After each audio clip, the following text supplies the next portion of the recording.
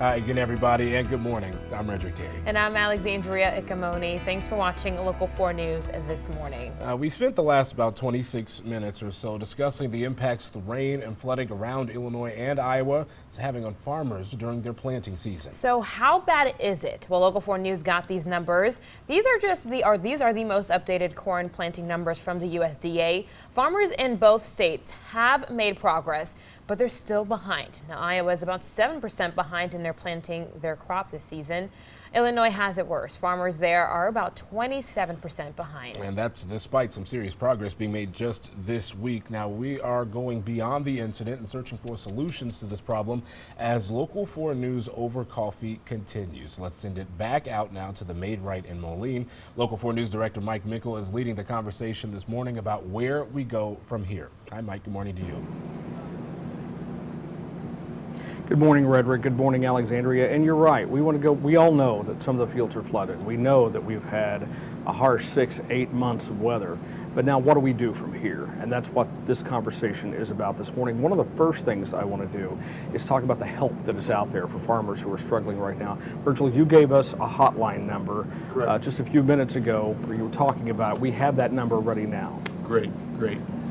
So it's 800-447-1985? Correct, that is correct. And the 1985 comes from the year of, or the years of the farm crisis. 1985 was actually when it was instituted, and the idea was that this would be kind of a short-term service for people in the state of Iowa.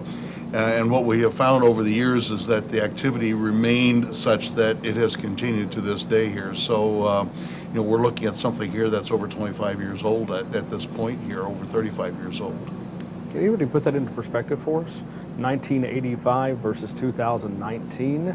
Are we worse this year than we were back then? Better? Well, if you're looking at a financial situation, we're better. If you're looking at a crop progress situation, we're a lot worse. Because that was a halfway normal planting year. The thing that really destroyed us were the financial issues in the 1980s with the loss of trade and so forth here.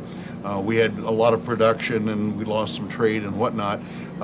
This year, we also obviously are looking at some trade issues that have been discussed before here, but we also are at the slowest planting pace on record.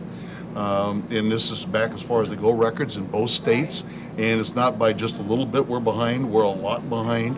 And as was indicated earlier, this basically means that we are not going to have the crop production that we would normally rely on. Now, many times when you have low crop production, if you have a very widespread disaster, crop prices come up significantly to make a lot of that up.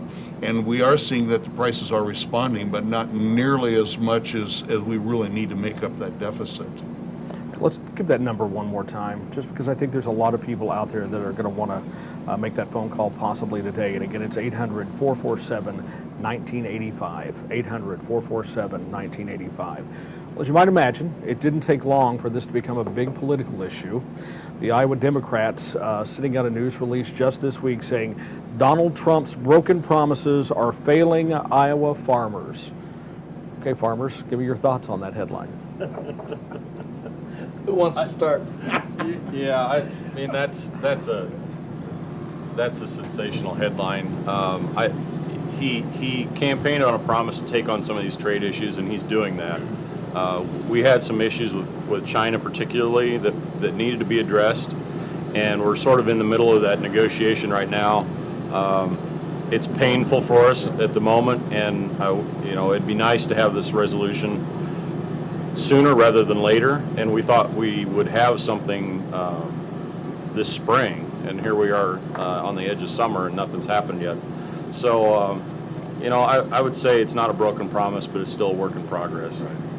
And there are some things that are happening. I mean, the U.S., Canada, Mexico trade act or trade agreement, we think that we're nearing completion on that one, and so that is a very bright sign because of the amount of agricultural products that do go both into Mexico and back and forth across the Canadian border.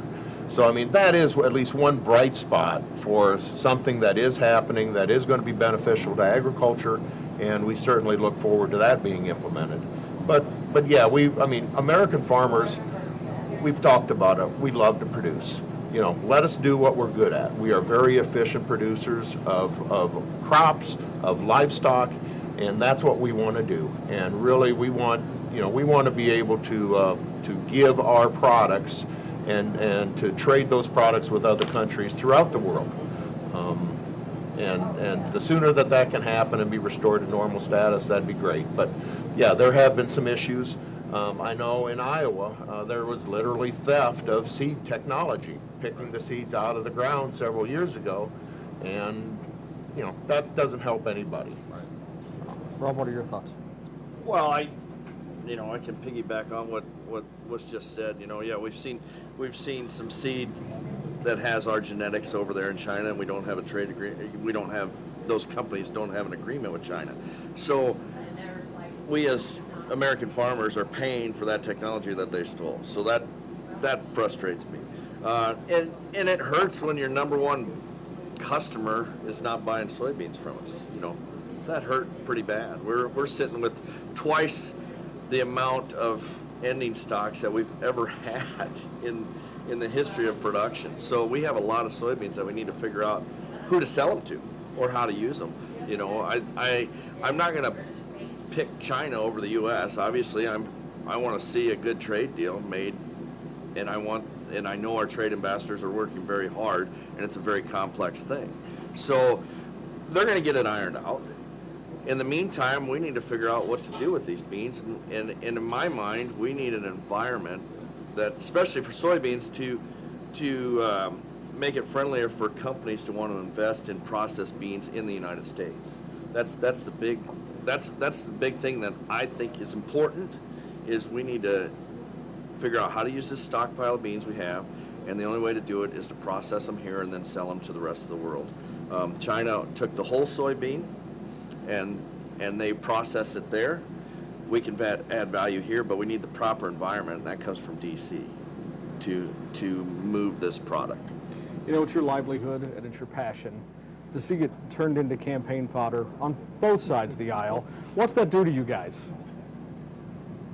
There's a lot of things thrown at the TV from time to time. Or it's turned off. Yeah.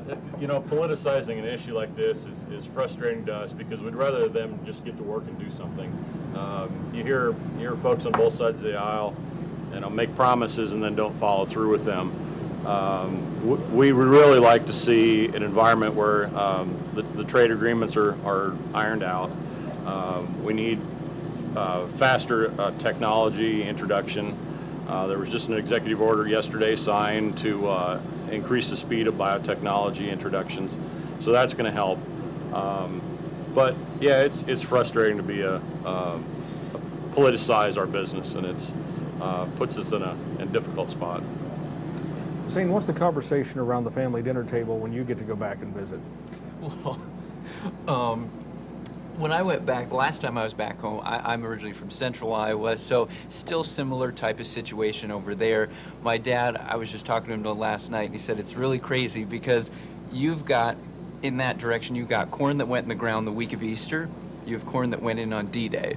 And you've got huge spread there, and that's just obviously difficult for people. And then you get into the politics of the issue, and which is nothing that a lot of us want to touch, really. But it's a complicated time to be, you know, for a lot of everybody here to be dealing with. Okay. We want to talk about this Iowa Concern Hotline, and do we have the right number here, Virgil? I know that you were slipping me a note here, but is it 1980?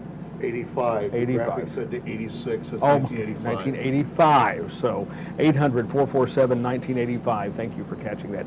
Again, what other help is out there that's available? You know, just listening to everyone talk here, I think it's what I find so optimistic and insightful is seeing how extension is. You know, that's what you were created for, is to be that third party to take a look at things, and I see that happening with Iowa State and University of Illinois Extension, and we're working with also the State Farm Bureau, Illinois Farm Bureau, as well as AFBF that are just, you know, we're on it, we're watching everything that has to deal with, you referred to D-Day, Prevent Plant, June 5th. and it's constantly changing, so you're analyzing all that data.